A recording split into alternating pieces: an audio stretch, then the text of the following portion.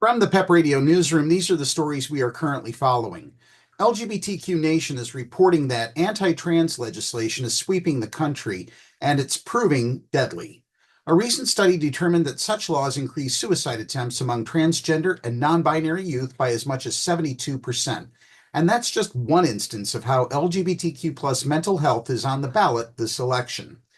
Studies overwhelmingly show that queer people are disproportionately likely to experience depression, anxiety, and suicidal ideation, or to engage in self-harming behaviors, particularly LGBTQ plus youth. According to the Trevor Project, 41% of queer youth considered taking their own lives within the past year, and an estimated 60% say they were not able to access treatment to care for their psychological and emotional well-being when they needed it. These grave disparities became topic of a national conversation earlier this year after Next Benedict, a non-binary Indigenous teen, died one day after being attacked in an Oklahoma high school bathroom.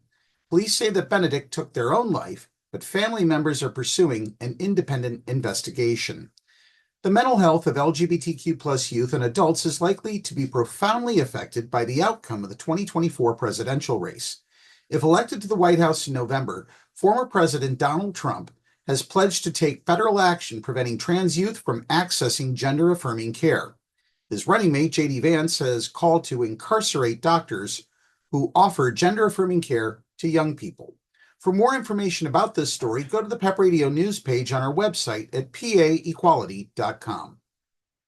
North Carolina Republican gubernatorial candidate and anti-LGBTQ plus extremist Mark Robinson wasn't polling well in his race even before his old internet comments calling himself a black Nazi and showing support for Adolf Hitler and Mein Kampf came to light.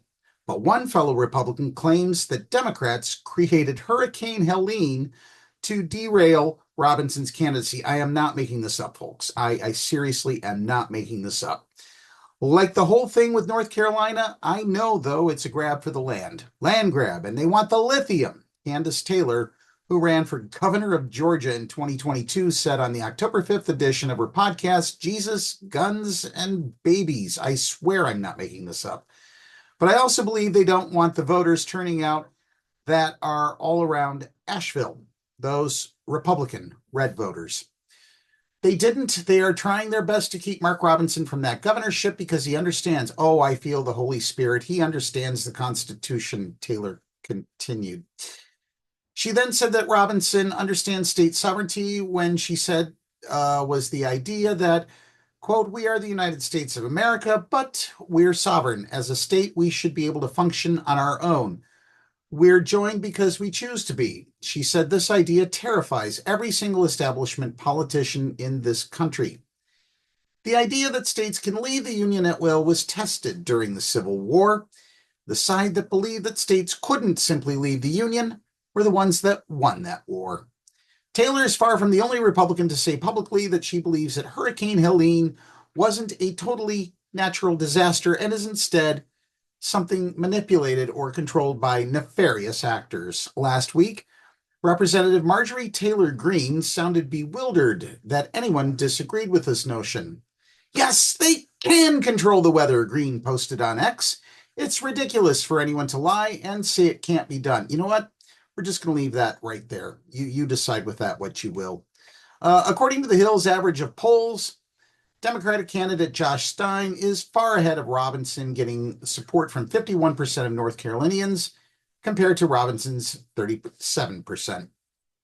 The Philadelphia Gay News shared this story about books. In particular, what makes a book an LGBT book? Asked Shelley Rosen, the adult and teen services librarian at the Independence branch of the Free Library of Philadelphia. That, she believes, is up to the community to decide. In her current role, Rosen is the steward of the Barbara Giddings Gay and Lesbian Collection, which she described as an underappreciated resource that many library users don't realize exists until they're surprised to stumble upon it. A lack of clear guidelines or goals for the collection has meant that previous librarians haven't always been sure how to cultivate and leverage it in a way that reflects the wants of the community. This sparked the idea for a different approach to stewardship, a community-based process that Rosen hopes to start with an upcoming series of dialogues.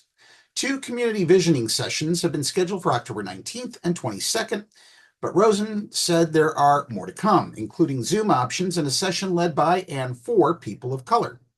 Those who are interested in contributing to these chats but can't make any of these discussions can reach out to Rosen directly to share feedback and opinions. On a related note, the leader of a Utah parents' rights group has suggested using a state anti-pornography law to prosecute people who offer banned books in little free libraries, small public collections of borrowable books.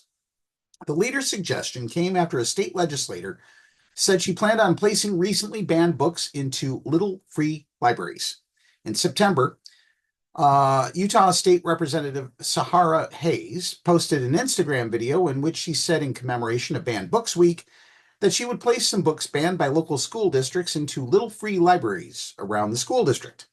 In the past year, the legislature passed even more laws that make it easier to ban books in schools, Hayes said in the video, noting that the state recently banned 13 titles from all public schools to, quote, protect children from the harmful effects of illicit pornography.